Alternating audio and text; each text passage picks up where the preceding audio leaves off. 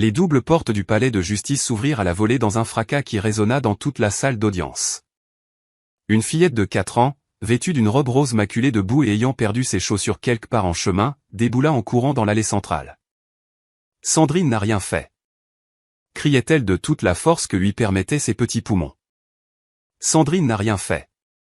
Le juge Jean-Luc leva son marteau, mais son geste resta suspendu, figé dans l'air lourd de la salle. Les murmures cessèrent instantanément, remplacés par un silence de cathédrale. Tous les regards convergèrent vers la petite silhouette tremblante au centre de la pièce, les cheveux en bataille et les joues écarlates d'avoir tant couru. Sandrine Leroy, assise sur le banc des accusés, sentit son cœur s'arrêter de battre. Les larmes qu'elle avait retenues pendant des semaines, des mois de cauchemar, commencèrent à jaillir, traçant des sillons sur son visage épuisé. Elle n'en croyait pas ses yeux. « Chloé » murmura-t-elle, un souffle à peine audible. La fillette se tourna vers elle, et un instant, leurs regards se croisèrent, un pont d'amour et de désespoir au-dessus du gouffre qui les séparait. Puis, avec une détermination qui ne devrait pas exister chez un être si jeune, Chloé leva son doigt tremblant et pointa vers le premier rang. « C'est elle » dit-elle d'une voix brisée mais claire, une voix qui transperça le silence. « C'est ma belle-mère. » Valérie Dubois restait immobile sur son siège, vêtue d'un noir de deuil impeccable, les mains parfaitement jointes sur ses genoux. Son visage conservait l'expression de douleur contenue qu'elle avait arborée durant tout le procès, mais quelque chose avait changé dans son regard. La panique s'infiltrait, comme de l'eau à travers une fissure dans un barrage. Le juge Jean-Luc frappa 3 coups de marteau. « Ordre ! Ordre dans la salle !» Sa voix tonna, dominant le chaos qui venait d'éclater. Il déclara une suspension de séance de 30 minutes. Mais avant que quiconque pût réagir, Chloé courut vers Sandrine. Les gardes de sécurité se mirent en mouvement pour l'intercepter, mais maître Pierre Lambert, l'avocat de la défense, leva la main. « C'est la fille de la victime » murmura-t-il au juge. Sandrine se pencha autant que les menottes le lui permettaient. Chloé s'agrippa à ses mains enchaînées et lui chuchota quelque chose que seule elle put entendre. « J'ai tout vu, Sandrine. J'ai vu ce qu'elle a fait. 6 mois plus tôt, la maison de campagne des Delacroix était un havre de paix. Le soleil de l'après-midi filtrait à travers les grandes fenêtres du salon principal, illuminant les meubles en acajou et les tapis persans que Nicolas avait rapportés d'un de ses voyages d'affaires. Chloé était assise par terre, entourée de ses poupées, mais elle ne jouait pas. Elle observait les adultes qui conversaient sur le canapé comme s'ils étaient des acteurs dans une pièce de théâtre qu'elle ne comprenait pas. « Chloé, mon amour, viens ici », dit Nicolas avec cette voix spéciale qu'il utilisait quand il voulait capter toute son attention. « Je veux te présenter quelqu'un de très spécial. » La femme assise à côté de son père était belle. Elle avait des cheveux bruns et brillants comme ceux des princesses des contes de fées, et portait une robe bleue qui semblait très chère. Quand elle souriait, ses dents étaient d'une blancheur éclatante. « Bonjour, ma petite », dit la femme en se penchant vers elle. « Je suis Valérie. Ton papa et moi allons bientôt nous marier. » Chloé regarda son père, confuse. « Ça veut dire que tu ne voyageras plus autant ?» demanda-t-elle. Nicolas rit et la prit dans ses bras. « Ça signifie que Valérie va être ta nouvelle maman. N'est-ce pas merveilleux ?» Chloé ne savait pas trop ce qu'elle devait ressentir. Elle se souvenait vaguement de sa vraie maman, morte quand elle avait 2 ans. Mais Sandrine avait toujours été là, prenant soin d'elle, lui lisant des histoires avant de dormir, la consolant quand elle faisait des cauchemars. Valérie tendit les bras vers elle. « Viens avec moi, ma chérie. Nous allons être très heureux ensemble. » Quand Chloé s'approcha, Valérie l'enlaça, mais quelque chose dans cette étreinte semblait étrange. C'était comme serrer dans ses bras une très grande poupée froide. Valérie sentait le parfum cher, mais sous cette odeur, il y avait autre chose, quelque chose que Chloé ne pouvait pas identifier, mais qui lui donnait envie de s'éloigner. Depuis le seuil de la cuisine, Sandrine observait la scène. Elle travaillait dans cette maison depuis 3 ans, depuis la mort de Madame Helena. Elle avait vu Chloé faire ses premiers pas, avait été là pour ses premiers mots après le choc de la perte. Cet enfant était plus que son travail, elle était comme la fille qu'elle n'avait jamais eue. Quelque chose dans la façon dont Valérie regardait Chloé l'inquiétait. Quand Nicolas se tournait pour chercher ses documents ou répondre à un appel, le sourire de Valérie s'évanouissait complètement. Ses yeux étudiaient la fillette comme si elle était un problème à résoudre. Sandrine, l'appela Nicolas. Pourriez-vous nous apporter du café? Valérie et moi avons beaucoup de choses à organiser. Bien sûr, monsieur Nicolas. Tandis que Sandrine préparait le café, elle entendait les voix depuis le salon. Nicolas parlait du mariage, des changements à venir, de son bonheur de reformer une famille complète. Valérie répondait avec des mots parfaits, mais sa voix sonnait apprise par cœur. « Oh, qu'elle est mignonne, ma chérie », entendit-elle Valérie dire quand Nicolas mentionna quelque chose à propos de Chloé. « Nous allons être les meilleurs amis. » Mais quand Sandrine revint avec le plateau, elle vit que Valérie avait la main sur l'épaule de Chloé avec une force excessive. La fillette s'était raidie et regardait par la fenêtre comme si elle voulait s'échapper. « Le café », annonça Sandrine en posant le plateau sur la table. « Merci, Sandrine », dit Nicolas sans lever les yeux de ses papiers. « Au fait, je dois voyager à Bordeaux la semaine prochaine. Je serai absent 10 jours. » Sandrine vit les yeux de Valérie briller d'une lueur qui ne ressemblait pas à de la tristesse. « Si tôt ? » dit Valérie. « Nous commençons à peine à nous connaître, Chloé et moi. C'est inévitable, mon amour, mais ainsi vous aurez le temps de vous adapter. Sandrine vous aidera pour tout. » Bien sûr, murmura Valérie, mais son regard vers Sandrine n'était pas amical. Ce soir-là, après le départ de Valérie et alors que Nicolas était dans son bureau à examiner des contrats, Sandrine aida Chloé à prendre son bain et à mettre son pyjama. C'était leur routine préférée de la journée. « Tu aimes Valérie ?» lui demanda Sandrine en lui brossant les cheveux. Chloé haussa les épaules. « Je ne sais pas. Elle sent bizarre. » « Bizarre comment ? » Comme quand papa oublie les fleurs dans le vase trop longtemps. Sandrine fronça les sourcils. C'était une description étrange, mais les enfants percevaient parfois des choses que les adultes ne remarquaient pas. « Et comment te sens-tu à l'idée qu'elle vienne vivre ici ? Toi, tu vas partir ? » demanda Chloé en se tournant rapidement, les yeux grands ouverts. « Non, ma puce, je ne vais nulle part. » Chloé la serra fort dans ses bras. « Promets-le. »« Je te le promets. » Mais en bordant Chloé ce soir-là, Sandrine ne pouvait se défaire du sentiment que quelque chose était sur le point de changer pour toujours. Les jours suivants confirmèrent ses craintes. Valérie commença à passer plus de temps à la maison, pour se familiariser avec les routines, disait-elle. Mais Sandrine remarquait comment elle étudiait tout, les horaires des employés, l'endroit où étaient gardées les clés, les médicaments que prenait Nicolas.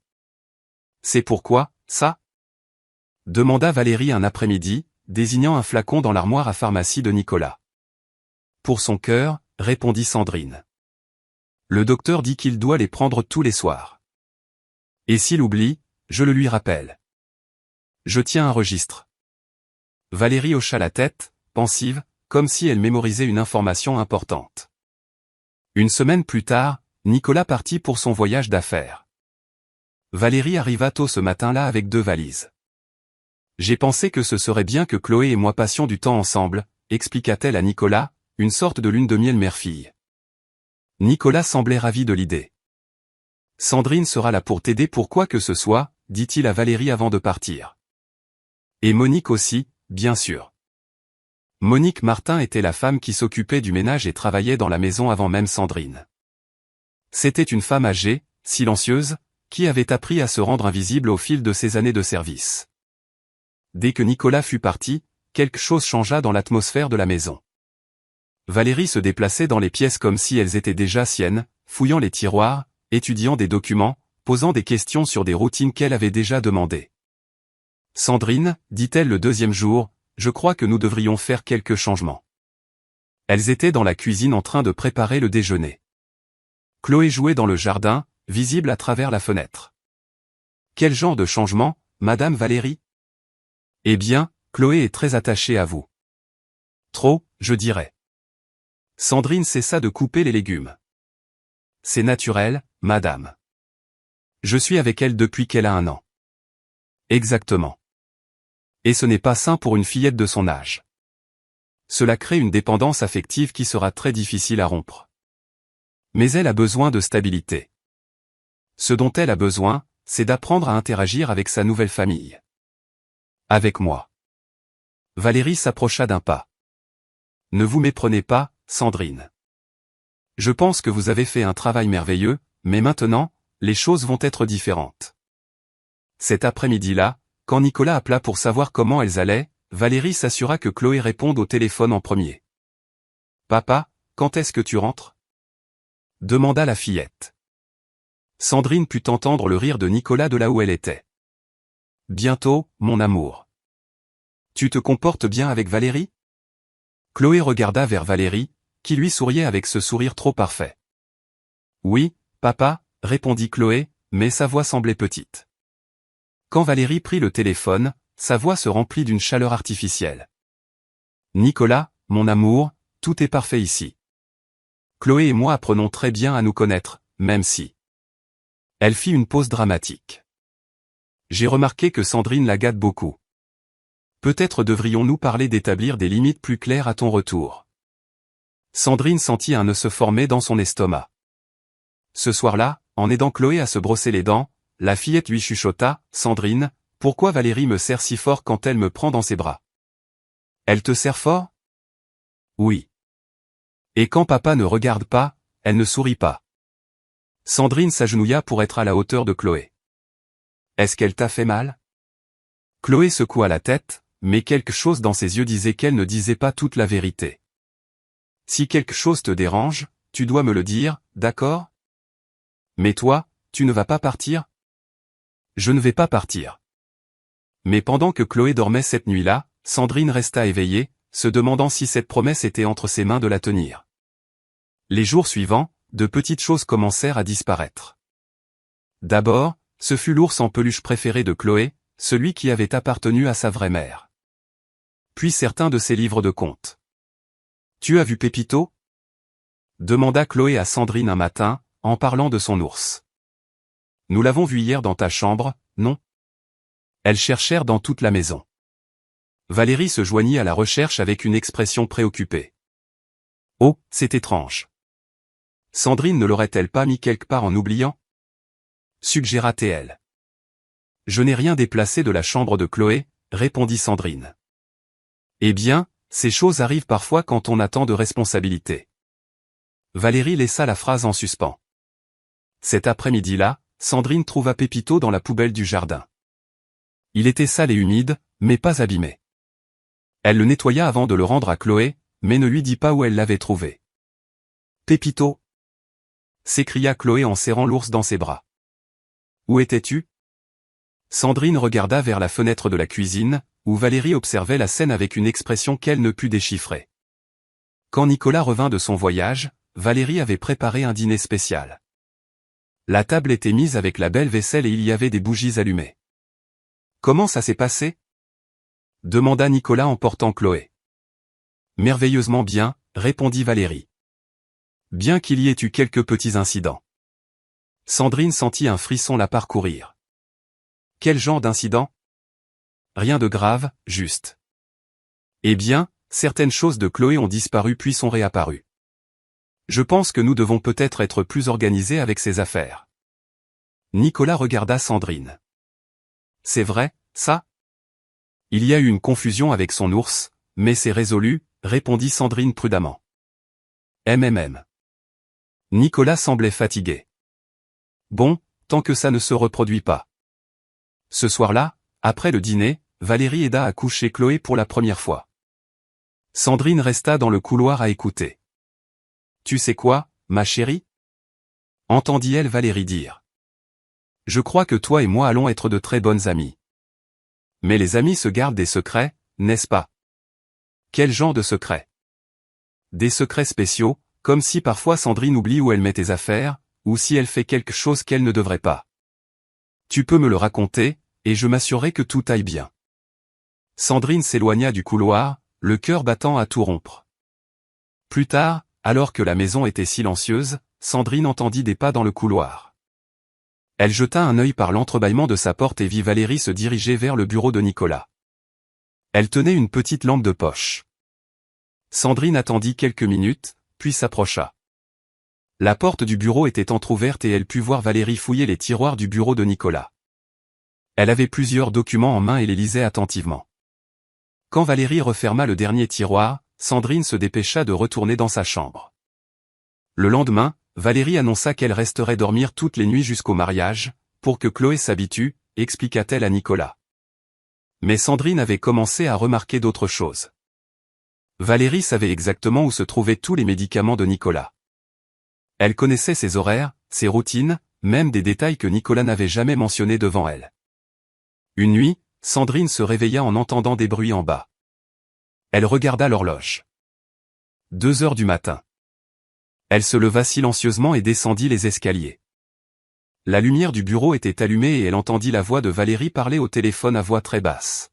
« Tout se déroule selon le plan », l'entendit-elle dire. « J'ai juste besoin de plus de temps. » Sandrine resta paralysée dans les escaliers. « Non, pas encore. Mais bientôt. »« Oui, la fillette va être un problème, mais je m'en occupe déjà. » Sandrine commença à remonter lentement les escaliers, essayant de ne pas faire de bruit, mais la 7e marche craqua. La voix de Valérie s'arrêta net. Sandrine resta immobile, le cœur battant si fort qu'elle était sûre qu'on pouvait l'entendre dans toute la maison. Après ce qui parut des heures, elle entendit Valérie raccrocher. Des pas s'approchèrent des escaliers. Sandrine monta en courant aussi silencieusement que possible et se réfugia dans sa chambre, fermant la porte avec précaution. Elle entendit les pas de Valérie dans le couloir, s'arrêtant devant chaque porte. Quand elle arriva à celle de Sandrine, elle resta là un moment qui parut une éternité. Sandrine retint sa respiration, feignant de dormir. Finalement, les pas s'éloignèrent, mais Sandrine savait que Valérie savait que quelqu'un avait écouté. Dans la chambre d'à accent grave côté, Chloé s'était aussi réveillée avec les bruits.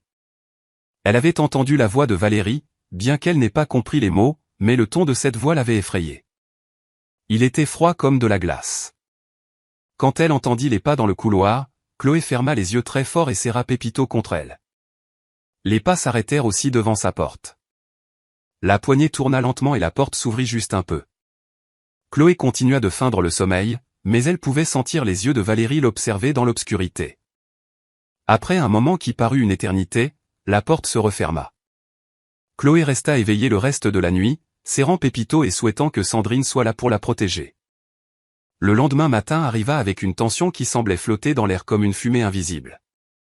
Sandrine descendit tôt pour préparer le petit déjeuner, mais trouva Valérie déjà dans la cuisine, servant du café dans les belles tasses en porcelaine utilisées seulement lors des visites importantes. « Bonjour, Sandrine, » dit Valérie sans se retourner. « J'ai pensé que ce serait charmant que nous déjeunions tous ensemble, en famille. » Sandrine remarqua l'accent mis sur le mot « famille » et sentit un frisson. Valérie avait mis la table de la salle à manger avec des nappes en lin et avait coupé des fleurs du jardin pour le centre de table. Tout semblait parfait, trop parfait pour un jour ordinaire. Nicolas descendit les escaliers en portant Chloé, qui avait encore les yeux gonflés de sommeil. La fillette s'était accrochée à lui dès son réveil, comme si elle pressentait que quelque chose était sur le point de changer. « Quelle belle surprise !» s'exclama Nicolas en voyant la table. « À quoi devons-nous tant d'élégance ?» Valérie s'approcha et lui déposa un baiser sur la joue.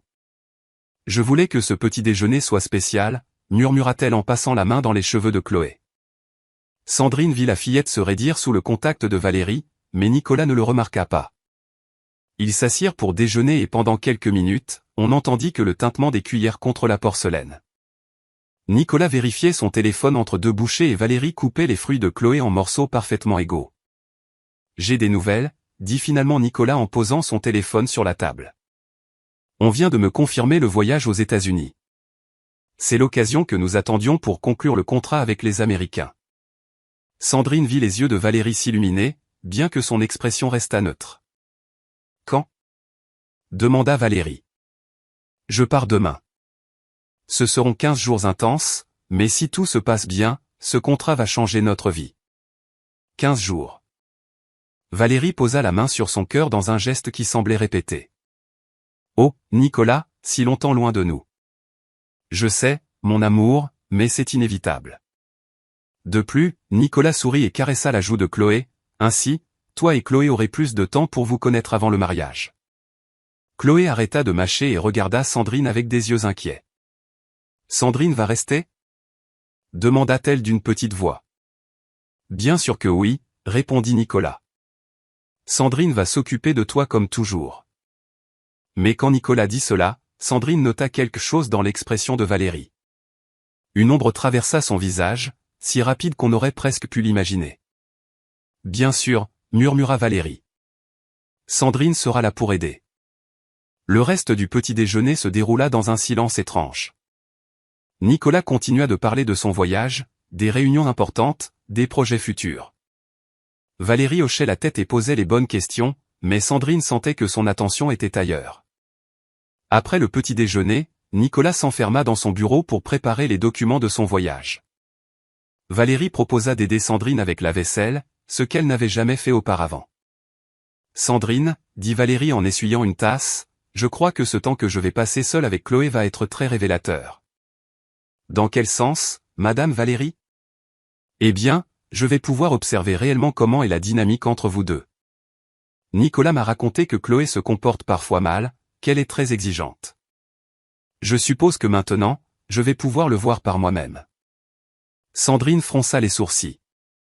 Chloé est une fillette très gentille, madame. Elle n'a jamais posé de problème sérieux. Valérie sourit, mais c'était un sourire froid. Nous verrons bien. Cet après-midi-là, Nicolas partit pour l'aéroport. Il embrassa Chloé si souvent que la fillette se mit à rire et lui promit de lui rapporter beaucoup de cadeaux des États-Unis. Il serra Valérie dans ses bras avec affection et lui murmura quelque chose à l'oreille qui la fit sourire. Avant de partir, il s'approcha de Sandrine. « Prenez bien soin de mes deux femmes, lui dit-il. Et s'il vous plaît, soyez patiente avec Valérie. Je sais qu'elle peut parfois être exigeante, mais c'est parce qu'elle veut que tout soit parfait pour notre nouvelle famille. » Sandrine hocha la tête, bien que quelque chose dans les paroles de Nicolas l'inquiéta. Dès que la voiture de Nicolas disparut au bout de la rue, Valérie ferma la porte d'entrée et resta un moment dans le hall, comme si elle savourait la solitude. « Bon, dit-elle finalement en se tournant vers Sandrine et Chloé. Maintenant, nous ne sommes plus que toutes les trois. Les 2 premiers jours après le départ de Nicolas se déroulèrent avec une relative normalité, mais Sandrine sentait que quelque chose changeait.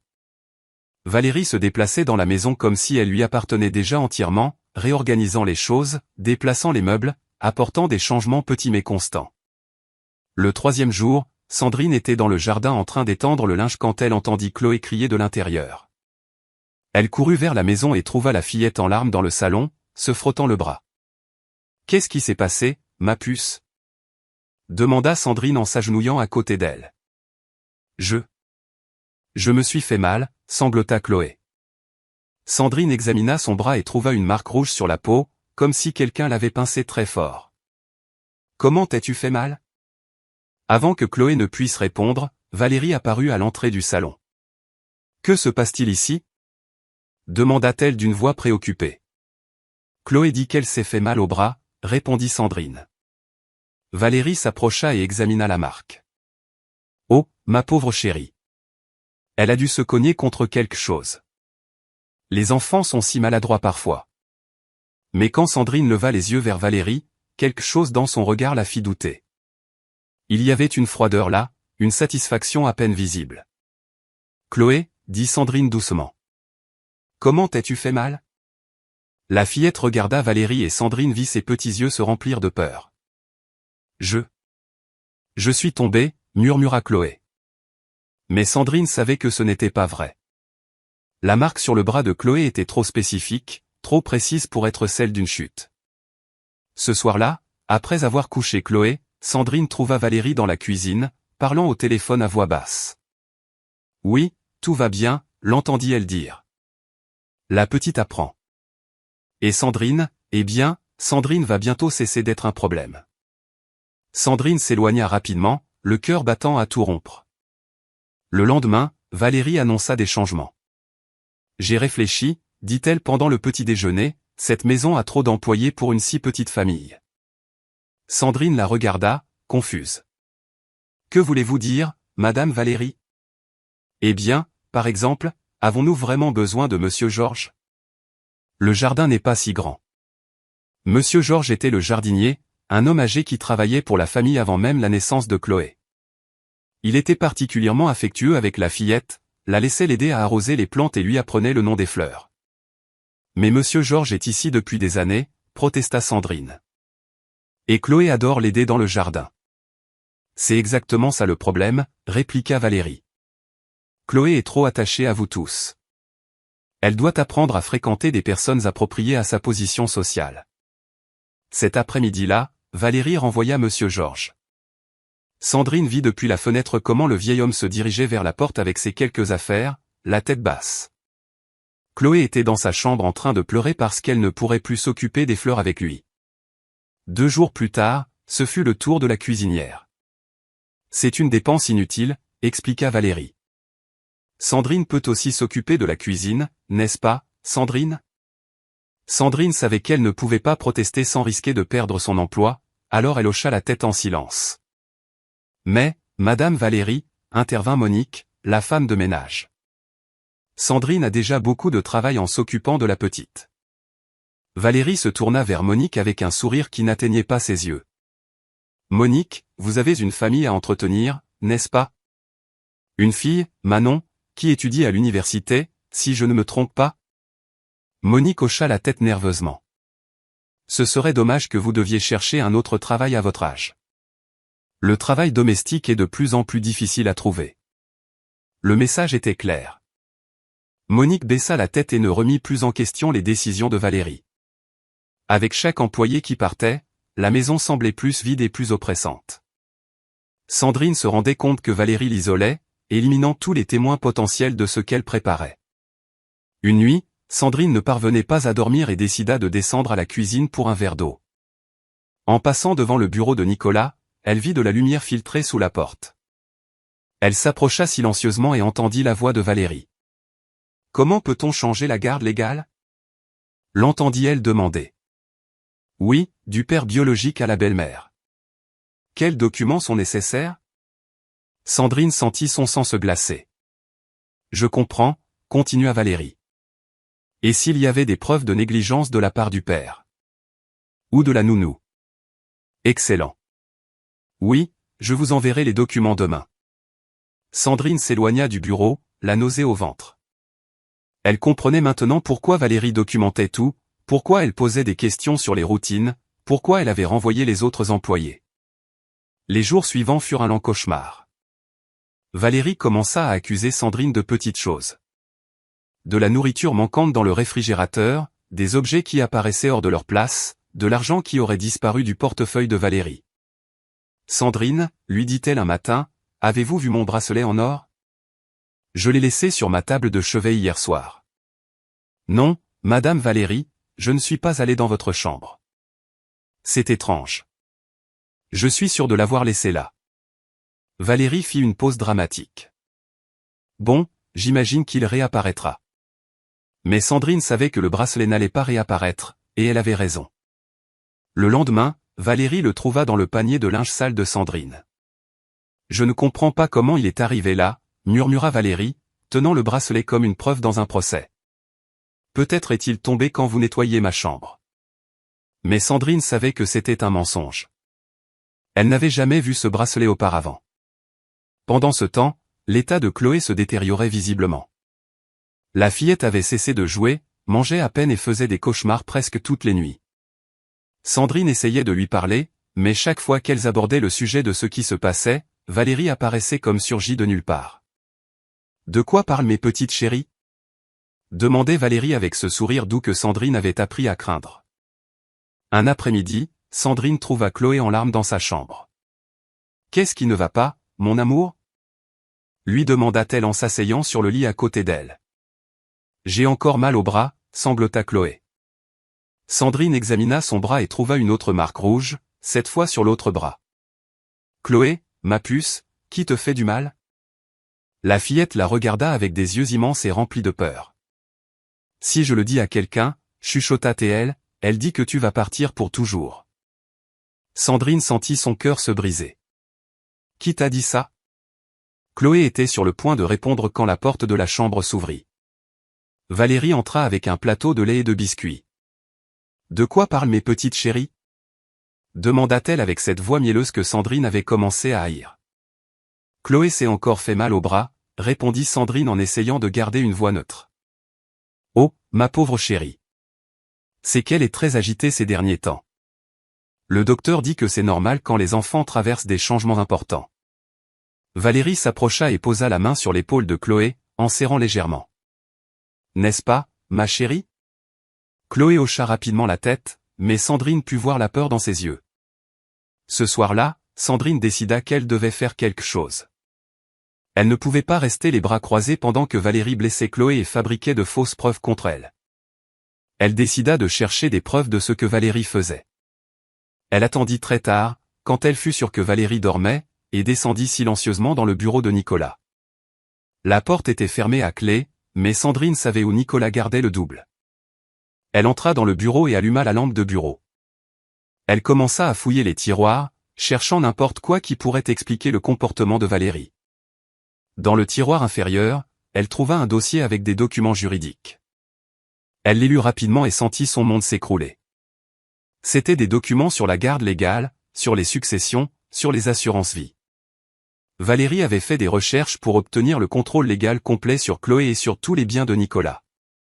Elle trouva aussi un dossier avec des photographies.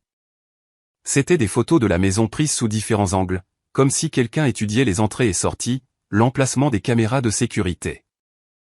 Sandrine photographia les documents avec son téléphone, essayant de travailler rapidement dans la pénombre. Soudain, elle entendit des pas dans le couloir. Elle se dépêcha de tout remettre en place et éteignit la lampe.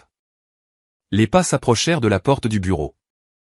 Sandrine se cacha derrière le bureau, le cœur battant si fort qu'elle était sûre qu'on pouvait l'entendre dans toute la maison. La poignée de la porte tourna lentement. « Sandrine ?» murmura la voix de Valérie de l'autre côté de la porte. « Tu es là ?» Sandrine retint sa respiration. Après ce qui parut une éternité, les pas s'éloignèrent.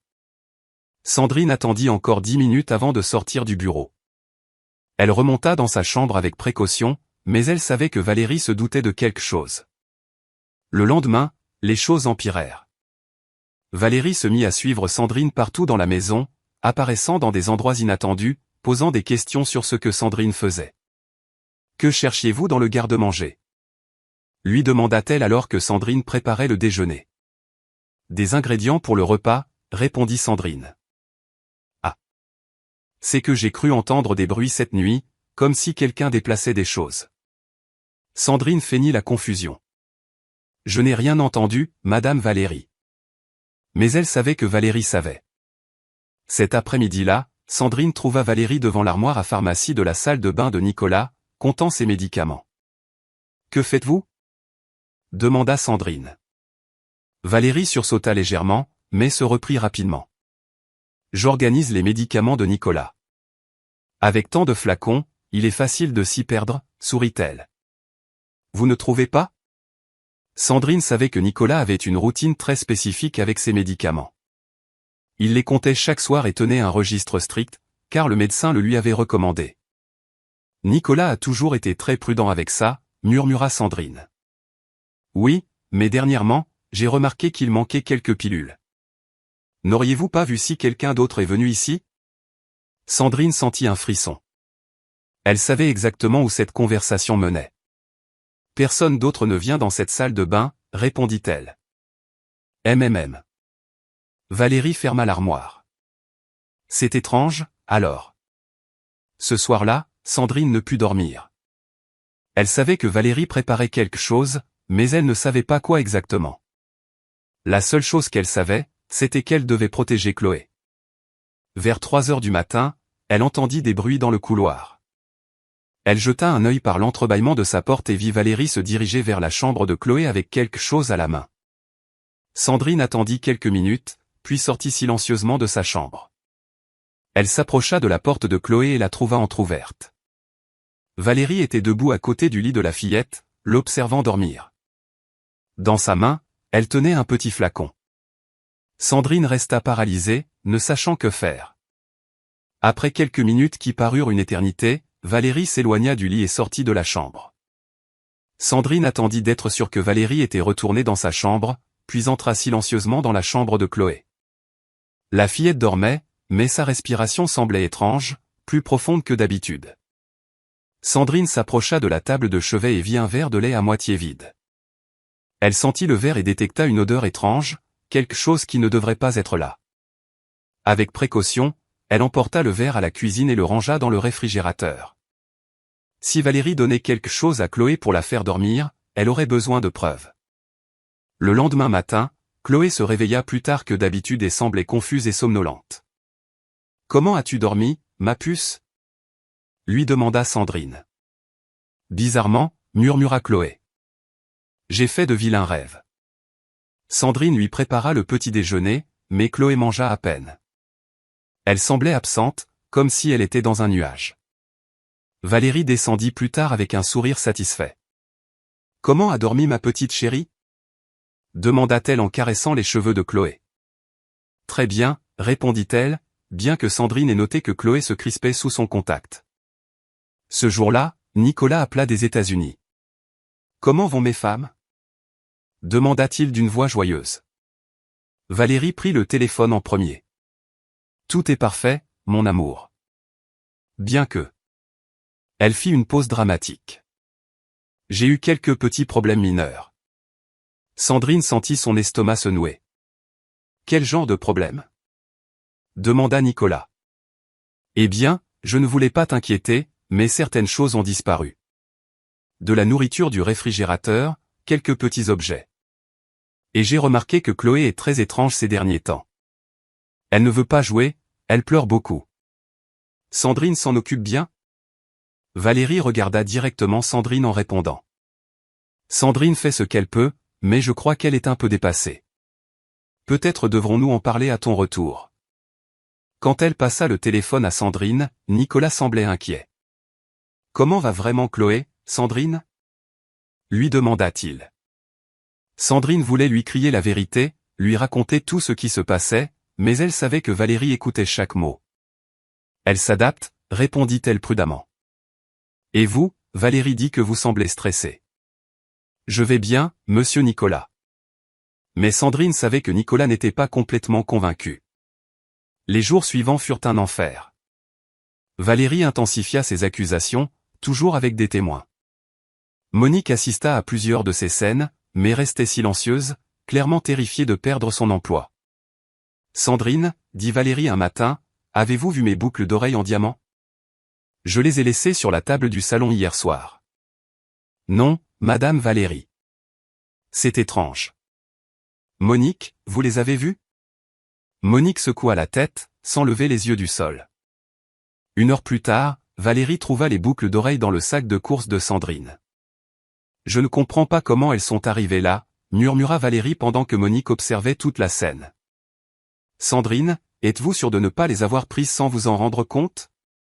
Sandrine savait qu'il était inutile de protester. Valérie construisait un dossier contre elle, pièce par pièce, avec des témoins qui avaient trop peur pour la contredire. La veille du retour de Nicolas, Sandrine trouva Chloé cachée dans le placard de sa chambre, en pleurs. « Qu'est-ce qui ne va pas, mon amour ?» Valérie dit que quand papa rentrera, tu vas partir, sanglota la fillette. Elle dit que tu as volé des choses et que papa va être très en colère contre toi. Sandrine serra Chloé fort dans ses bras.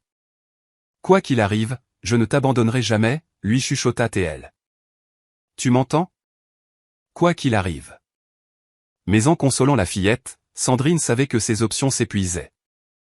Le lendemain, Nicolas rentra de son voyage, chargé de cadeaux et avec un immense sourire. Mais son sourire s'effaça quand il vit l'atmosphère tendue dans la maison. « Que se passe-t-il ici ?» demanda-t-il, remarquant que Chloé se cachait derrière Sandrine et que Sandrine semblait nerveuse. Valérie soupira dramatiquement. « Nicolas, mon amour, nous devons parler. » Ce soir-là, après le dîner, Nicolas appela Sandrine dans son bureau. « Fermez la porte, » lui dit-il. Et sa voix était plus sérieuse que Sandrine ne l'avait jamais entendue. Sandrine ferma la porte et se tourna pour faire face à Nicolas, sachant que sa vie était sur le point de changer pour toujours. Nicolas ferma la porte du bureau avec un bruit qui résonna dans toute la pièce comme un coup de marteau. Sandrine resta debout devant le bureau en bois sombre, les mains jointes pour qu'elle ne tremble pas. La lampe de bureau créait un cercle de lumière dorée qui ressemblait à un projecteur d'interrogatoire. « Asseyez-vous » dit Nicolas en désignant la chaise en face de son bureau. Sandrine s'assit lentement, sentant le cuir froid de la chaise coller à ses jambes à travers la jupe de son uniforme. Nicolas resta debout derrière le bureau, les bras croisés. Dans la pénombre au-delà du cercle de lumière, Sandrine put distinguer la silhouette de Valérie, qui était entrée silencieusement et s'était adossée au mur. « Sandrine, » commença Nicolas, et sa voix semblait fatiguée, « Valérie m'a raconté des choses très préoccupantes. » Sandrine sentit sa bouche s'assécher. « Quel genre de choses, monsieur Nicolas ?» Nicolas ouvrit le tiroir supérieur de son bureau et en sortit un flacon de pilules. Il le posa sur la surface en bois avec un bruit sec. Mes médicaments ont disparu. Ce flacon contenait 30 pilules quand je suis parti. Maintenant, il en a 18. Sandrine regarda le flacon, sentant son estomac se tordre. « Monsieur Nicolas, je tiens un registre très soigné de mes médicaments, Sandrine. Mon médecin me l'a demandé après mon dernier problème cardiaque. Chaque pilule est comptée. » De la pénombre, Valérie parla d'une voix douce et triste. « Nicolas, peut-être que Sandrine a une explication. » Mais quand Sandrine se tourna vers elle, elle put voir la satisfaction à peine dissimulée dans ses yeux. « Savez-vous quelque chose à ce sujet ?» demanda Nicolas. Sandrine baissa la tête. Elle savait que le moment de la vérité était arrivé, même si cette vérité n'était que partielle. « Oui, » murmura-t-elle.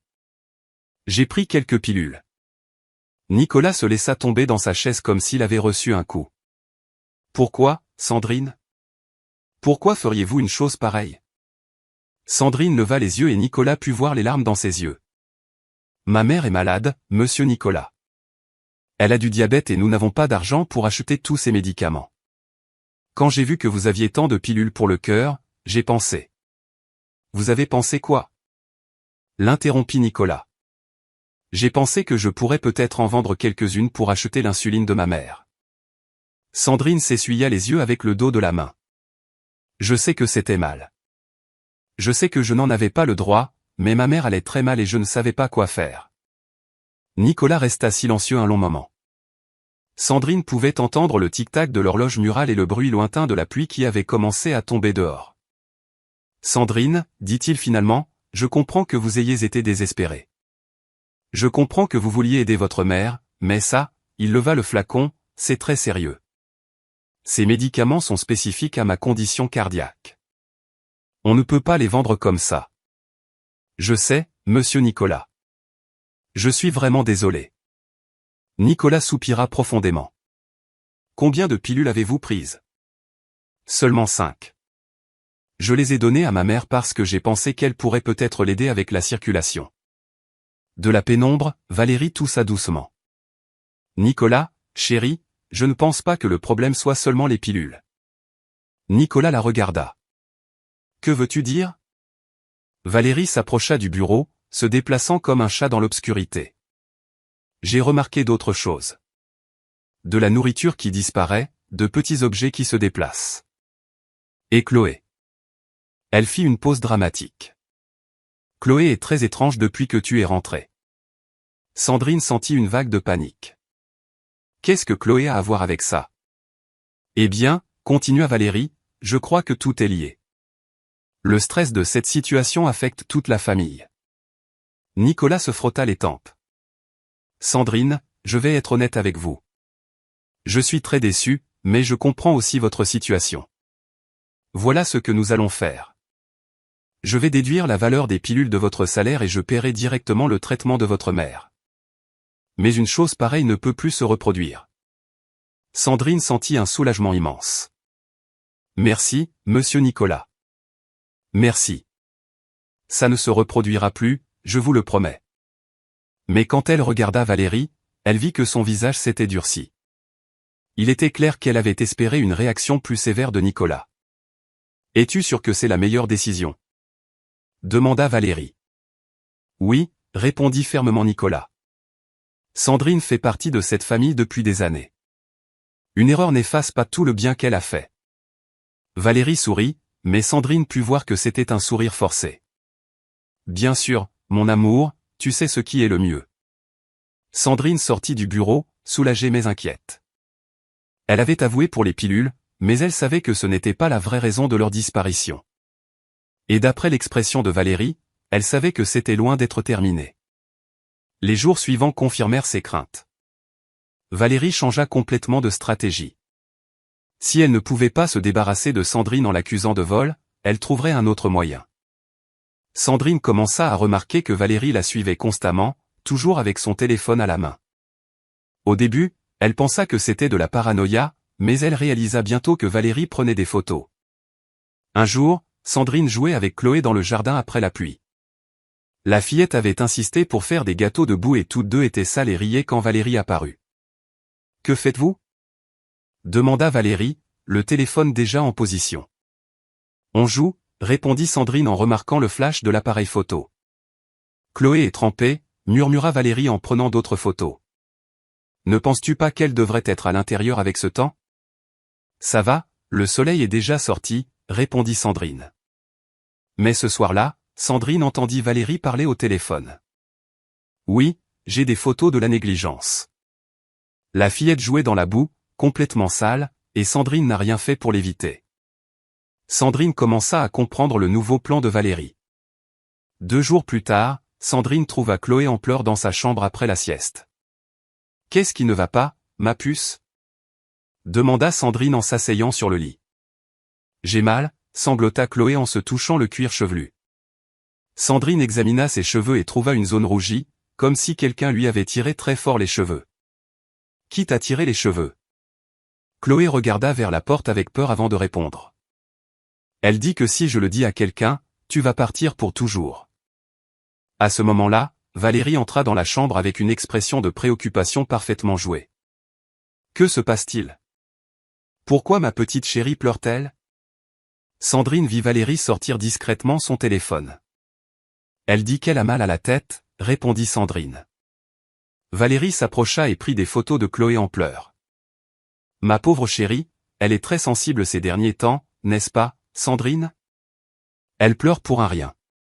Sandrine savait exactement ce qui se passait, mais elle ne pouvait pas le prouver. Pendant ce temps, Nicolas était de plus en plus stressé. Son entreprise traversait des difficultés financières et les problèmes à la maison n'aidaient pas. Sandrine remarquait qu'il portait plus souvent la main à sa poitrine, que sa respiration devenait parfois laborieuse. Valérie, bien sûr, l'avait aussi remarqué. « Mon amour, » disait-elle à Nicolas pendant les dîners, « tu es très pâle. Te sens-tu bien ?» C'est juste le stress, répondait Nicolas. Une fois que les problèmes au travail seront résolus, tout ira mieux. Mais tu as aussi du stress ici, à la maison? Insistait Valérie. Toute cette situation avec Sandrine, et Chloé qui est si difficile ces derniers temps. Nicolas se frottait les tempes. J'ai juste besoin de paix dans cette maison. C'est tout ce que je demande. Sandrine voyait Valérie sourire chaque fois que Nicolas mentionnait le stress domestique. Un après-midi, Valérie annonça de nouvelles règles pour Chloé. J'ai réfléchi, dit-elle pendant le déjeuner, Chloé doit passer moins de temps avec des personnes extérieures à la famille nucléaire. Que veux-tu dire? Demanda Nicolas. Eh bien, par exemple, les visites de ses cousins et les amis de l'école qui viennent jouer. Je pense qu'elle doit se concentrer sur le développement d'une relation solide avec moi avant d'avoir autant de distractions extérieures. Sandrine intervint. Mais, Madame Valérie, Chloé a besoin de socialiser avec d'autres enfants de son âge. Valérie la regarda froidement. Sandrine, je crois que ces décisions appartiennent à la famille, pas au personnel domestique. Nicolas soupira. Valérie a raison. Peut-être serait-il bon que Chloé passe un peu plus de temps à la maison pendant un moment. Sandrine vit Chloé se recroqueviller sur sa chaise, mais elle ne put protester davantage sans risquer une autre confrontation. Les jours suivants furent terribles pour Chloé. Sans les visites de ses cousins ou de ses amis, la maison ressemblait à une prison. Sandrine essayait de l'occuper, mais elle voyait la fillette s'éteindre peu à peu, et Valérie devenait chaque jour plus cruelle. Un matin, Sandrine étendait le linge dans la cour quand elle entendit Chloé crier de l'intérieur. Elle courut vers la maison et trouva la fillette dans la cuisine, pleurant et se touchant le bras. « Qu'est-ce qui s'est passé ?» demanda Sandrine. Avant que Chloé ne puisse répondre, Valérie apparut. « Elle s'est blessée en jouant, » dit-elle rapidement. « Vous savez comment sont les enfants. » Mais Sandrine vit la marque rouge sur le bras de Chloé, clairement un pincement très fort. Ce soir-là, quand Sandrine alla border Chloé, la fillette lui attrapa la main. « Sandrine, chuchota-t-elle, j'ai peur. » Peur de quoi, mon amour? Valérie dit des choses méchantes quand tu n'es pas là. Quel genre de choses? Chloé regarda vers la porte avant de répondre. Elle dit que si papa tombe malade, je vais rester seule avec elle pour toujours. Et que si tu pars, personne ne s'occupera de moi. Sandrine sentit son sang se glacer. Chloé, ma puce, je ne te laisserai jamais et ton papa va bien. Mais en consolant la fillette, Sandrine ne pouvait se défaire du sentiment que quelque chose de terrible approchait. Monique, la femme de ménage, avait aussi commencé à remarquer des changements dans la maison. Un après-midi, en nettoyant le couloir du premier étage, elle entendit des voix venant de la chambre de Chloé. Elle s'approcha silencieusement et vit par la porte entr'ouverte que Valérie tenait Chloé par le bras, la serrant fort. « Si tu dis quoi que ce soit à Sandrine ou à ton père, entendit-elle Valérie dire à la fillette, je m'assurerai que Sandrine parte pour toujours, et alors tu seras seule avec moi, tu comprends ?» Chloé pleurait silencieusement, hochant la tête. Monique fit un pas vers la porte, prête à intervenir, quand Valérie leva les yeux et la vit. Un instant, les deux femmes se regardèrent dans les yeux. Puis, Valérie lâcha Chloé et se dirigea vers la porte. « Monique, dit-elle d'une voix douce mais menaçante, avez-vous besoin de quelque chose ? » Je nettoyais, balbutia Monique.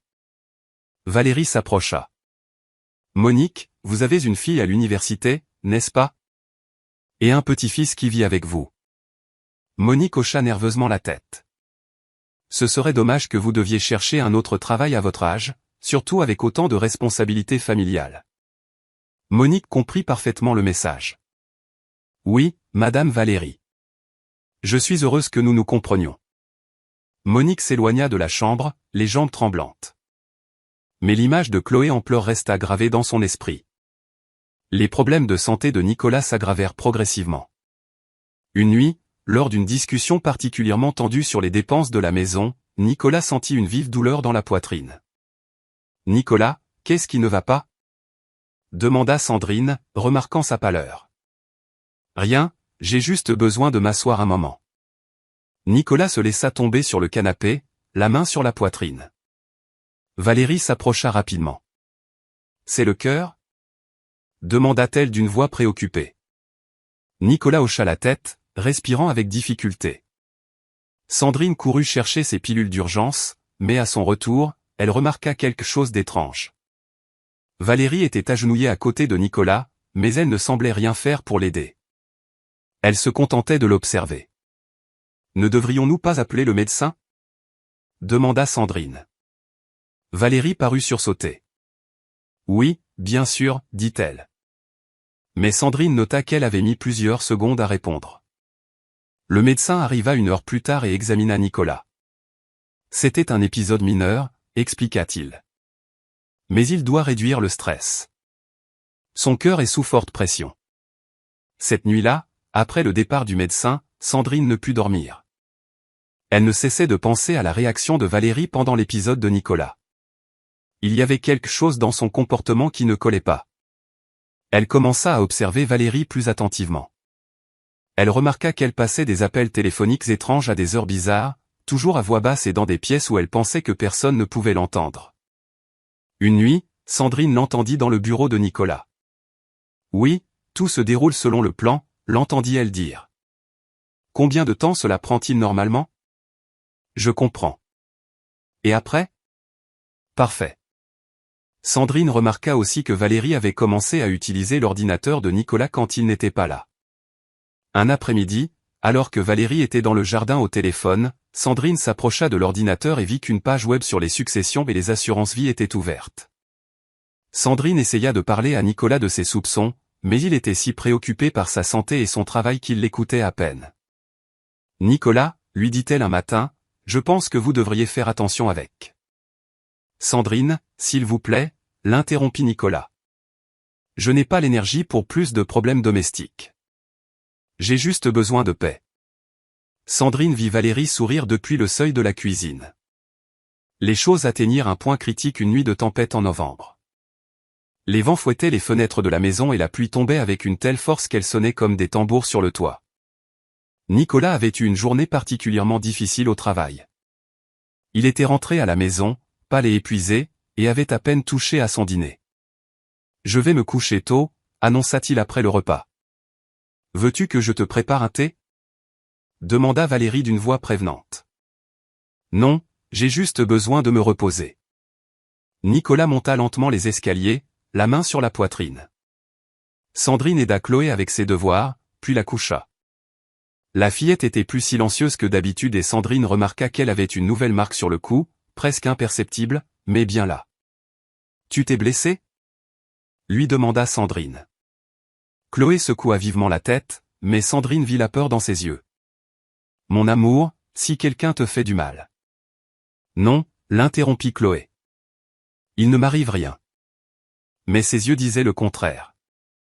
Sandrine resta avec Chloé jusqu'à ce qu'elle s'endorme, puis descendit à la cuisine pour laver la vaisselle du dîner.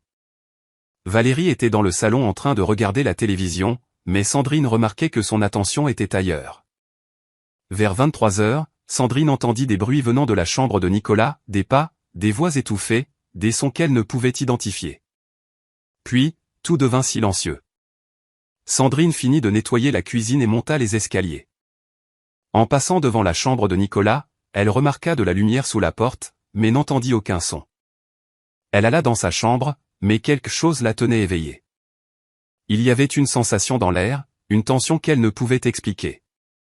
Vers 1 heure du matin, Sandrine entendit des pas dans le couloir. Elle jeta un œil par l'entrebâillement de sa porte et vit Valérie se diriger vers les escaliers, portant quelque chose dans ses mains. Sandrine attendit quelques minutes, puis sortit silencieusement de sa chambre.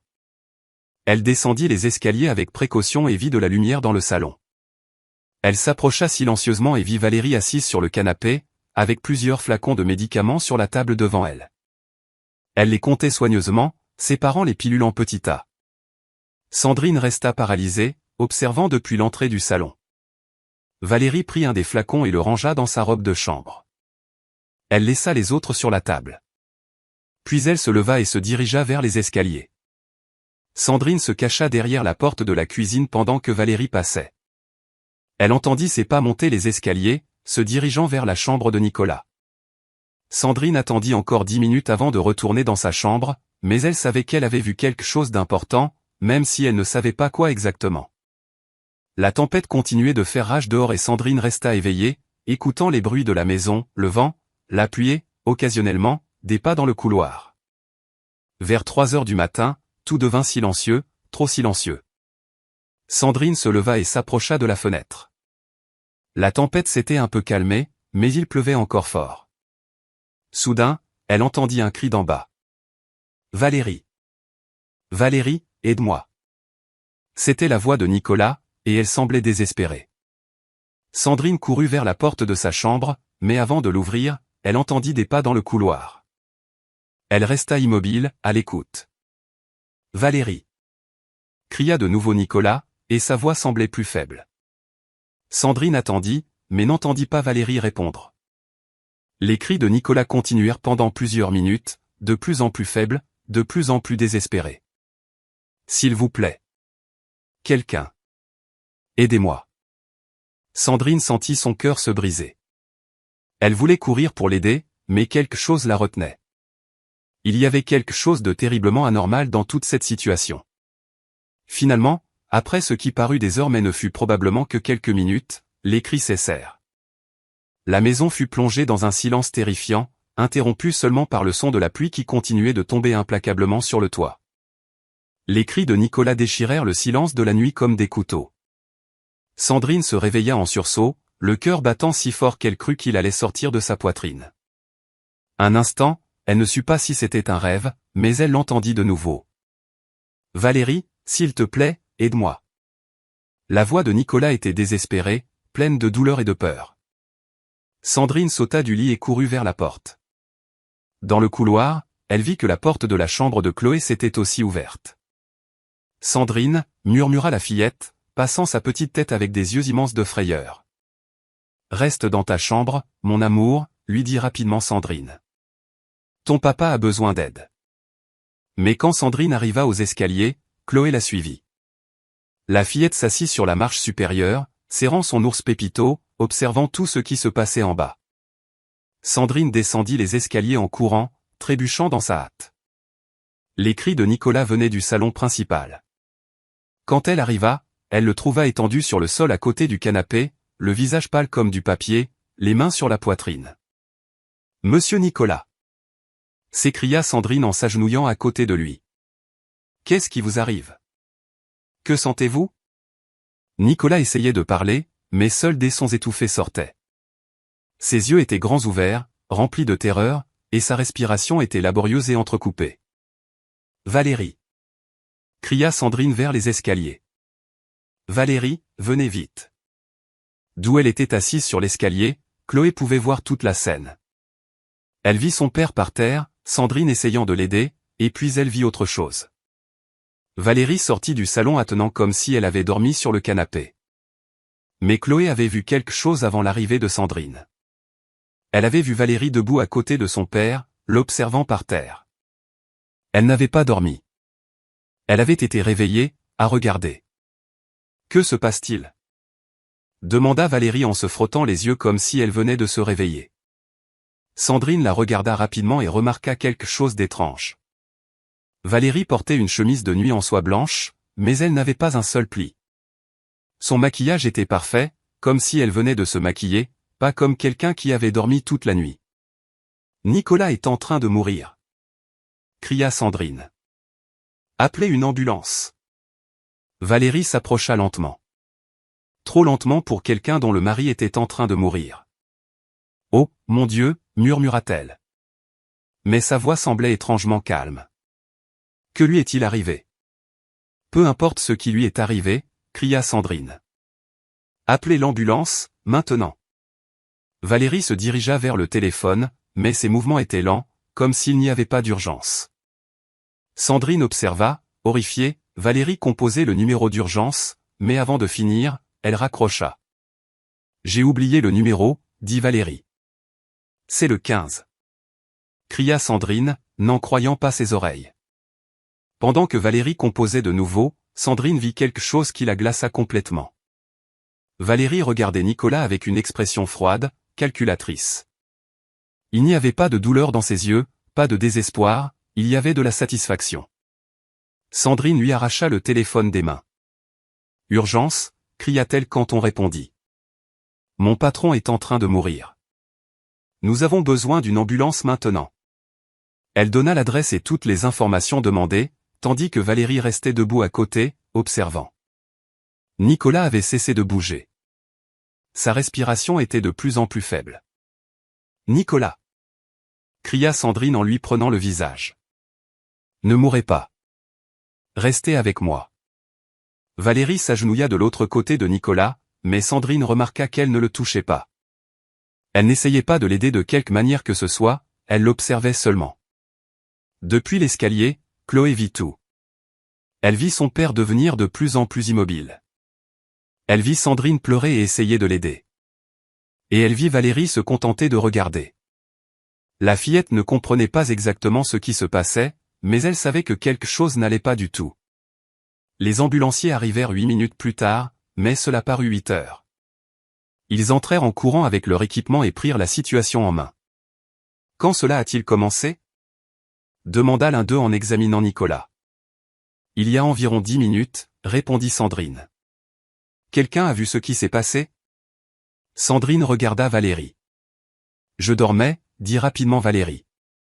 Sandrine m'a réveillée avec ses cris. Les ambulanciers travaillèrent sur Nicolas pendant 20 minutes.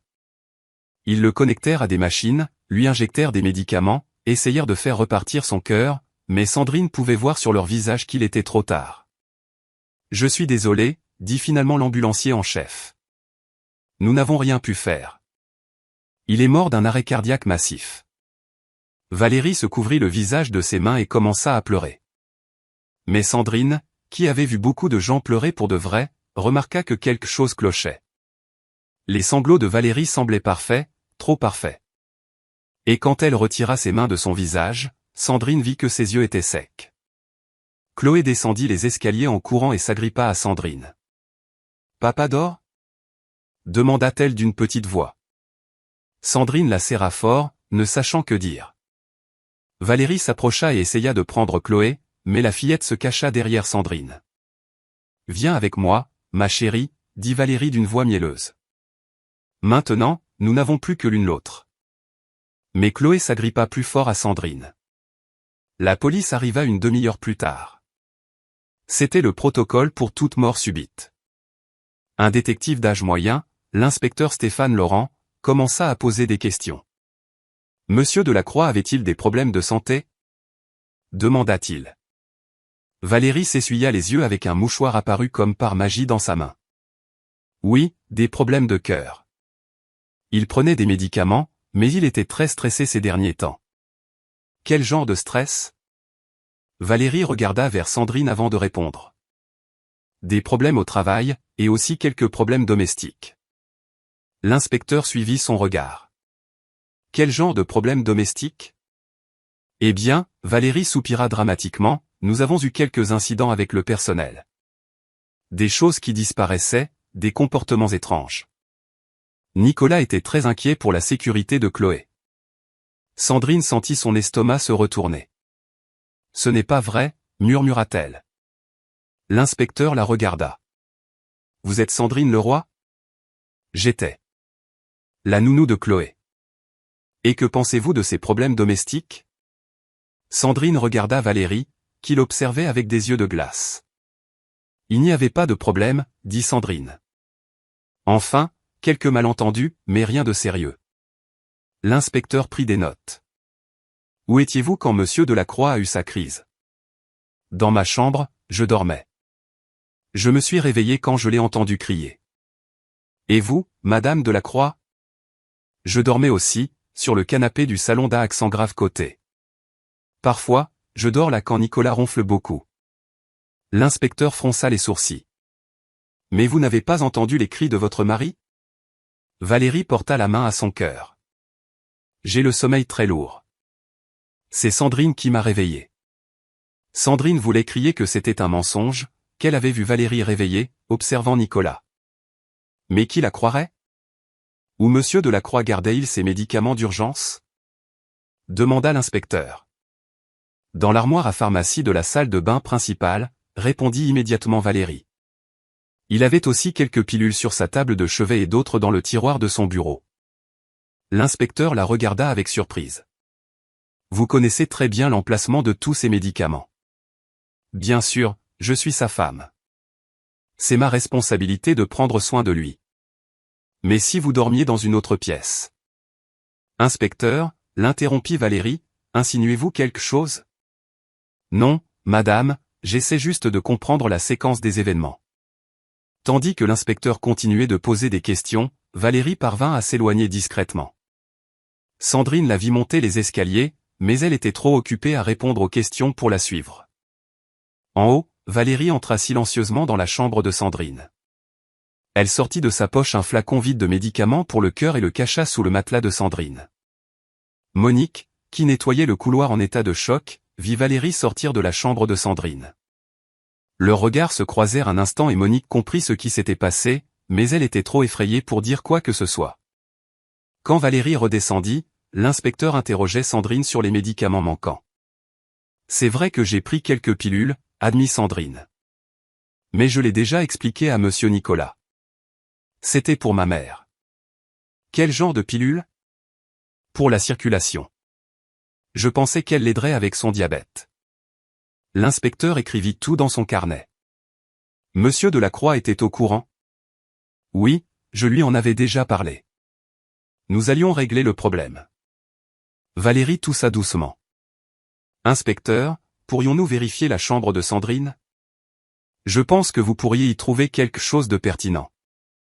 Sandrine sentit son sang se glacer. Pourquoi voulez-vous fouiller ma chambre? C'est juste une précaution, murmura Valérie. Pour écarter tout malentendu. L'inspecteur accepta. Ils montèrent au premier étage, Sandrine les suivant avec un sentiment de terreur croissant. Dans la chambre de Sandrine, l'inspecteur commença à fouiller les tiroirs et les armoires. Il ne trouva rien d'inhabituel jusqu'à ce qu'il regarde sous le matelas. Qu'est-ce que c'est? Demanda-t-il en sortant le flacon vide. Sandrine le regarda sans comprendre. Je ne sais pas, je ne l'ai jamais vu. Valérie s'approcha pour voir. C'est un des flacons de Nicolas, murmura-t-elle d'une voix tremblante. Il était plein hier. Sandrine? Demanda l'inspecteur. Je n'ai pas mis ça là. S'écria Sandrine. Quelqu'un l'a mis. Sandrine, l'interrompit doucement Valérie. Je comprends que tu aies peur, mais mentir n'aidera pas. L'inspecteur regarda Sandrine avec une méfiance croissante. Madame le roi, je vais devoir vous demander de m'accompagner pour quelques questions supplémentaires. Non. Cria Chloé depuis la porte. Sandrine n'a rien fait de mal. La fillette courut vers Sandrine et s'agrippa à ses jambes. Sandrine n'a pas fait de mal à papa. Pleura-t-elle. C'est qui, ma petite? Demanda l'inspecteur en s'agenouillant à sa hauteur. Chloé regarda Valérie, qui l'observait avec un sourire qui n'atteignait pas ses yeux. C'est. Chloé se mit à trembler. Valérie était là. Elle a vu papa par terre. Elle ne l'a pas aidé.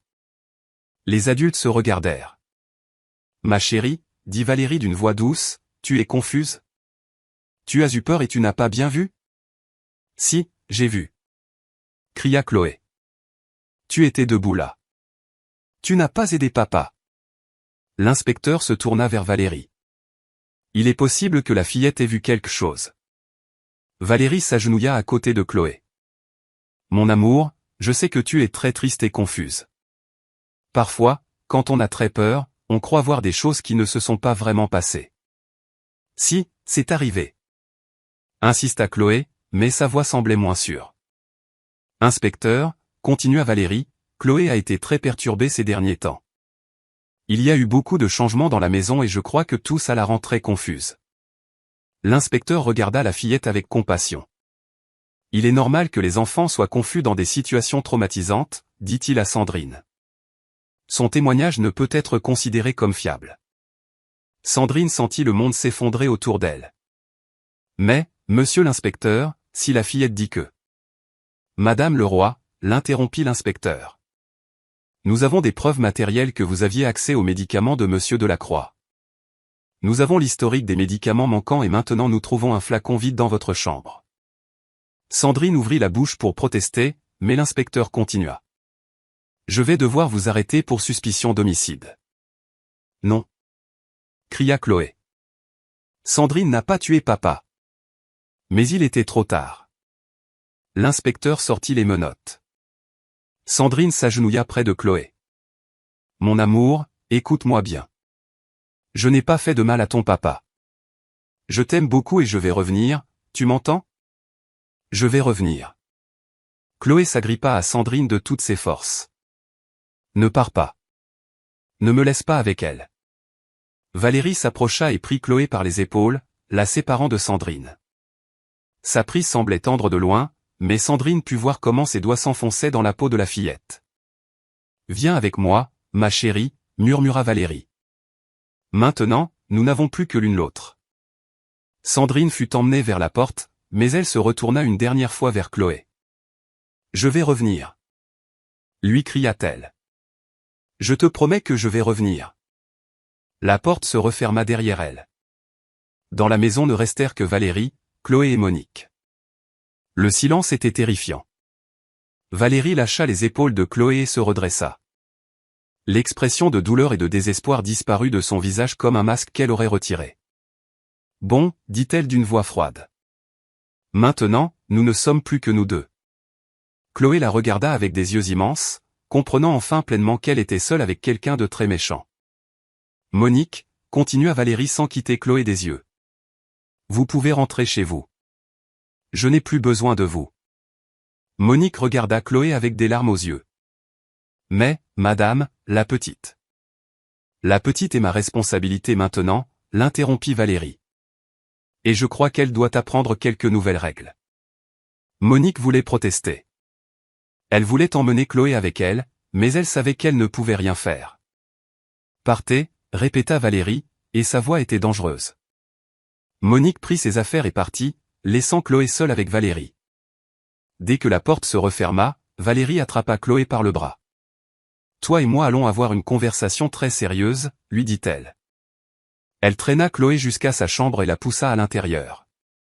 À partir de maintenant, dit Valérie, debout sur le seuil, tu vas vivre selon mes règles. Tu ne sortiras pas de cette chambre sans ma permission. Tu ne parleras à personne sans ma permission.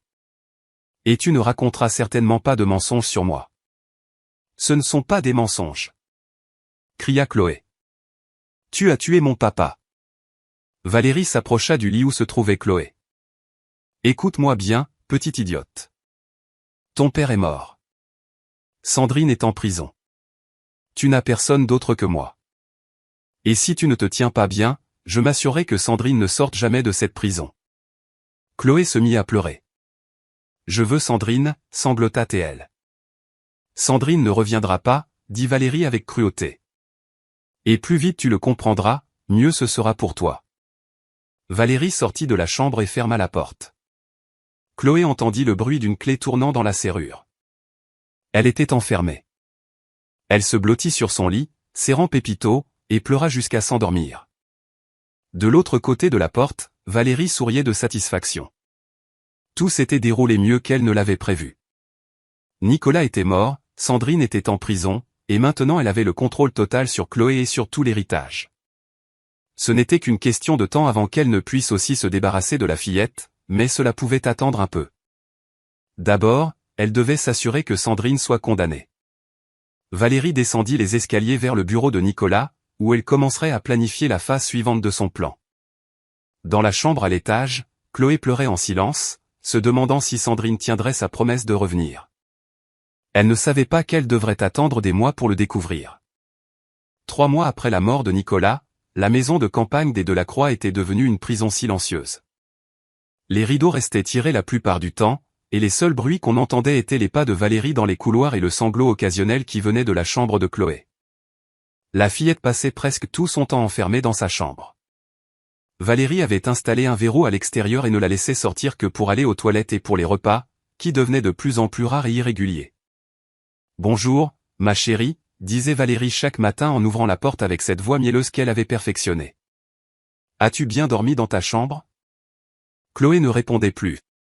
Elle était devenue presque muette, ne parlant que lorsque Valérie l'y forçait. La première semaine après l'arrestation de Sandrine, Valérie avait renvoyé Monique. « Nous ne pouvons plus nous permettre autant de personnel, lui avait-elle dit. Avec la mort de Nicolas et toutes ses dépenses juridiques. Monique avait supplié de rester, proposant de travailler pour moins d'argent, mais Valérie avait été ferme. « Je comprends que vous ayez besoin du travail, mais ce n'est tout simplement pas possible. » Monique était partie en pleurant, sachant qu'elle abandonnait Chloé à son sort. Avec Monique hors de la maison, Valérie avait une liberté totale pour faire ce qu'elle voulait, et ce qu'elle voulait, c'était effacer toute trace de la vie antérieure de Chloé. Elle commença par vendre les bijoux de Nicolas, puis quelques meubles anciens, ensuite des œuvres d'art, le tout sous le prétexte de difficultés économiques après la tragédie. Pauvre Valérie, commentaient les voisines, comme Madame Marie Duval, devoir vendre les affaires de Nicolas pour survivre. Mais la vérité était que Valérie déplaçait systématiquement tout l'argent sur des comptes bancaires à son nom. Elle avait également consulté plusieurs avocats sur le processus d'adoption formelle de Chloé. Combien de temps cela prend-il normalement ? Avait-elle demandé. Eh bien, Madame Delacroix, considérant que vous n'êtes pas la mère biologique et qu'il y a une enquête criminelle en cours, cela pourrait prendre entre 6 mois et 1 an. Et après, j'aurai la garde légale complète ? Oui, une fois le processus terminé, vous seriez légalement la mère de la fillette. Valérie sourit. 1 an, ce n'était pas long à attendre. Pendant ce temps, elle soumettait Chloé à une torture psychologique constante. Certains jours, elle ne lui donnait pas de petit déjeuner. J'ai oublié, disait-elle quand Chloé demandait à manger. Les enfants gâtés ne méritent pas de petit déjeuner. D'autres jours, elle la punissait pour des choses absurdes, pour pleurer, pour ne pas pleurer, pour faire du bruit, pour être trop silencieuse. Sandrine t'a abandonné, lui répétait-elle sans cesse. Elle t'a promis de revenir, mais où est-elle ? Elle est en prison depuis 3 mois et n'a même pas demandé de tes nouvelles. Ce n'est pas vrai, chuchotait Chloé. Ah non ? Alors pourquoi n'est-elle pas venue ? Si elle t'aimait vraiment, elle aurait trouvé un moyen de te voir. Chloé ne savait pas que Sandrine avait désespérément essayé d'obtenir la permission de lui rendre visite, mais que Valérie avait bloqué toutes les tentatives, prétextant que ce serait traumatisant pour la fillette de voir la personne qui a tué son père. « Je suis tout ce que tu as maintenant, » lui disait Valérie, « et tu as intérêt à apprendre à l'apprécier. » À la prison, Sandrine luttait contre un système judiciaire qui semblait déterminé à la condamner. Son avocat commis d'office, maître Pierre Lambert, était un homme âgé surchargé de cas. « Les preuves sont circonstancielles, » lui avait-il expliqué, « mais elles sont cohérentes. Le flacon dans votre chambre, l'historique des médicaments manquants, votre aveu d'avoir pris des pilules. »« Mais je n'ai pas tué monsieur Nicolas, » insistait Sandrine. « Et le flacon, quelqu'un l'a mis là. »« Qui ? » ?»« Valérie. »« Pourquoi ferait-elle ça ?» Sandrine avait essayé d'expliquer ses soupçons, mais ils sonnaient comme les théories désespérées d'une femme essayant d'éviter la prison. « Nous avons besoin de témoins, » avait dit l'avocat. « Quelqu'un qui puisse corroborer votre version. » Sandrine pensait à Monique, mais ne savait pas comment la contacter. Monique, pendant ce temps, vivait dans un enfer de culpabilité. Elle avait emménagé chez sa fille Manon après avoir perdu son travail et passait ses nuits sans dormir, pensant à Chloé seule avec Valérie. « Maman, qu'est-ce qui ne va pas ?» lui demandait sa fille. « Tu es très bizarre depuis que tu as perdu ton travail. » Monique voulait dire la vérité, mais qui la croirait? Et de plus, quelle preuve avait-elle réellement? Elle avait commencé à passer des appels discrets, essayant de savoir comment elle pourrait aider Sandrine sans s'exposer à la vengeance de Valérie. De retour à la maison, Chloé s'accrochait à ses souvenirs comme à une bouée de sauvetage. Tous les soirs, quand elle était sûre que Valérie ne pouvait pas l'entendre, elle se chuchotait ce qu'elle avait vu cette nuit terrible. Valérie était debout à côté de papa. Elle l'a vu par terre. Elle ne l'a pas aidé. Sandrine est arrivée après. Elle répétait cela encore et encore, comme une prière, de peur que si elle ne le faisait pas, elle l'oublierait. Elle parlait aussi à Pépito, son ours en peluche. Sandrine va revenir, chuchotait-elle à l'ours. Elle me l'a promis. Sandrine ne ment jamais.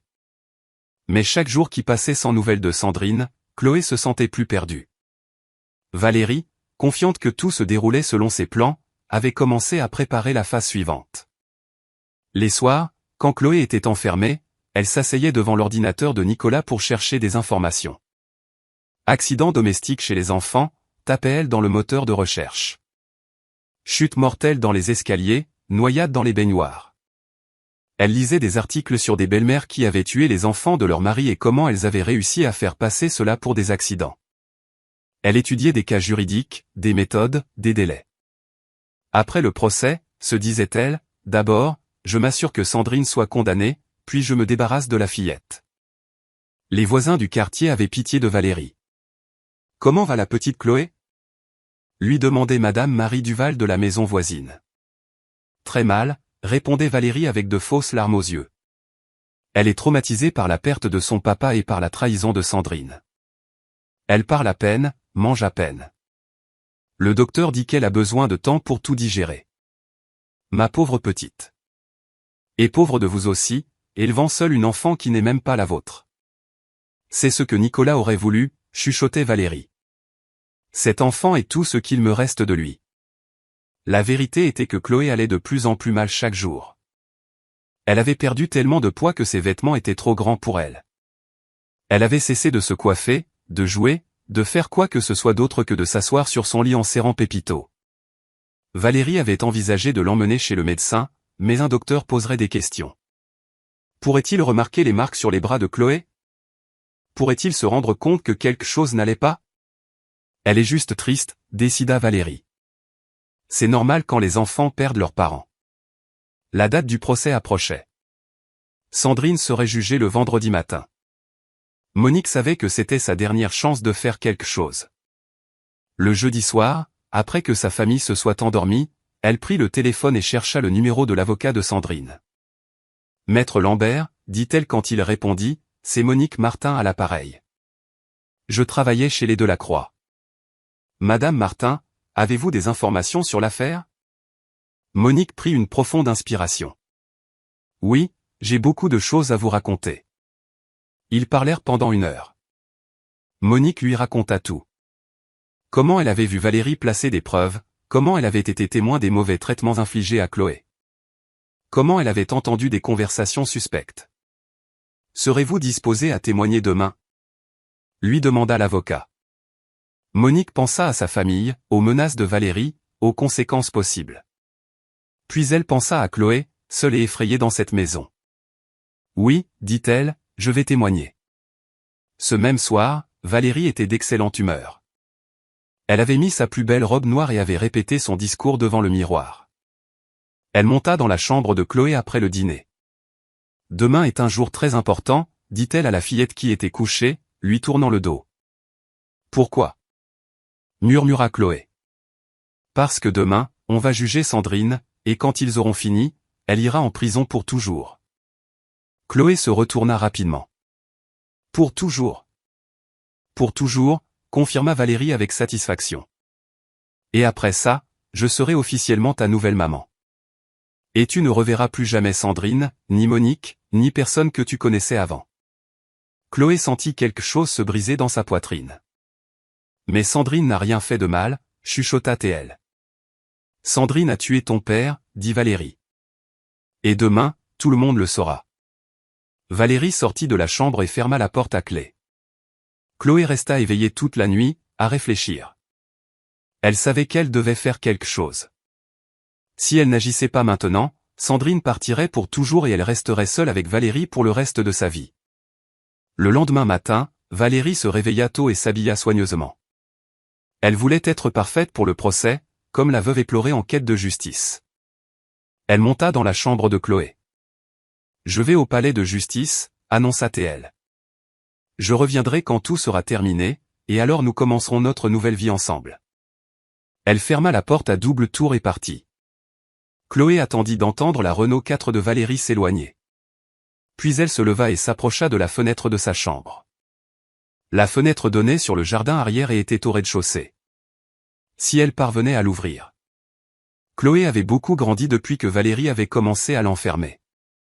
Elle pouvait maintenant atteindre le loquet de la fenêtre. Elle le tourna avec précaution, essayant de ne pas faire de bruit.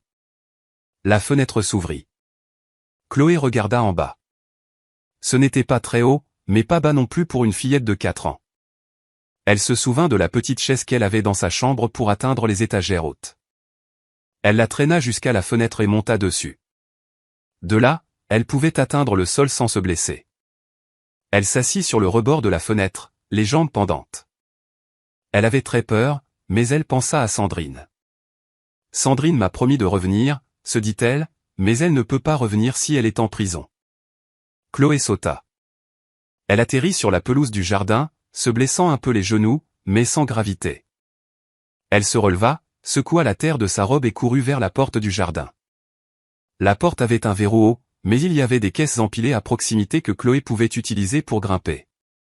Elle monta sur les caisses, ouvrit le verrou et sortit dans la rue. Elle n'avait jamais été seule dans la rue.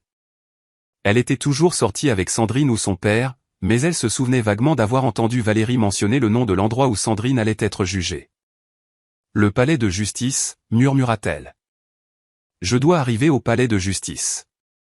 Elle se mit à marcher dans la rue, pieds nus et avec sa robe sale de terre. Les gens la regardaient bizarrement, mais personne ne s'arrêta au début. Après avoir marché plusieurs pâtés de maison, elle s'approcha d'une dame qui attendait le bus. « Excusez-moi », dit Chloé de sa petite voix. « Savez-vous où est le palais de justice ?» La dame la regarda avec surprise. « Le palais de justice ? Que fait une si petite fille à demander où est le palais de justice ? » Je dois trouver Sandrine, expliqua Chloé. Elle est là-bas. La dame fronça les sourcils. Il y avait quelque chose chez cette fillette qui lui était familier. Comment t'appelles-tu, ma petite ? Chloé Delacroix. Les yeux de la dame s'écarquillèrent. Elle avait suivi l'affaire aux informations. Tout le monde en ville connaissait l'histoire de la nounou qui avait tué son patron. Tu es la fille de Nicolas Delacroix ? Chloé hocha la tête. Où est ta belle-mère ? Au palais de justice. Mais je dois y aller aussi. Je dois leur dire la vérité sur Sandrine. La dame regarda la fillette avec compassion. Il était clair que quelque chose n'allait pas du tout dans cette situation. Viens avec moi, lui dit-elle. Je vais t'emmener au palais de justice. Elle prit la main de Chloé et la conduisit à sa voiture. Sandrine n'a vraiment rien fait de mal? Lui demanda-t-elle en conduisant. Sandrine n'a pas tué papa, dit Chloé d'une voix ferme. C'est Valérie. Je l'ai vue. La dame accéléra. Si cette fillette disait la vérité, alors une femme innocente était sur le point d'être condamnée. Chloé regardait par la fenêtre de la voiture, Pépito serré contre sa poitrine. Après des mois de silence et de peur, elle allait enfin pouvoir dire la vérité. On arrive bientôt, lui dit la dame. Es-tu sûr de ce que tu as vu? Oui, répondit Chloé. Sandrine m'a promis de revenir. Mais elle ne peut pas revenir si elle est en prison pour quelque chose qu'elle n'a pas fait. Le palais de justice apparut au loin.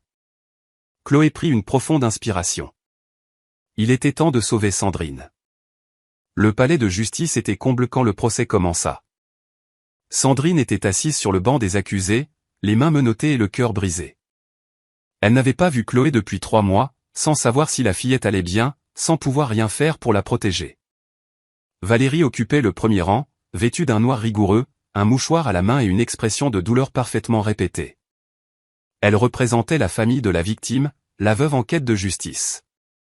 Le procureur présenta son dossier avec assurance. Les preuves semblaient solides. Le flacon de médicaments trouvé dans la chambre de Sandrine, l'historique des pilules disparues, l'aveu de Sandrine d'avoir pris des médicaments. Mesdames et messieurs les jurés, dit le procureur, les faits sont clairs. L'accusée avait accès aux médicaments de la victime. Elle les volait et la nuit du décès, elle a utilisé cette connaissance pour commettre un meurtre. L'avocat de Sandrine, Maître Lambert, savait qu'il avait peu d'options. Les preuves circonstancielles étaient convaincantes et sa cliente avait admis avoir pris des médicaments. Valérie fut appelée à la barre des témoins. Elle s'approcha d'un pas lent, comme si la douleur la submergeait. Madame Delacroix, commença le procureur, racontez-nous le comportement de l'accusé dans les mois précédant la mort de votre mari. Valérie s'essuya les yeux avant de répondre. Sandrine avait commencé à agir très étrangement. Des choses disparaissaient de la maison.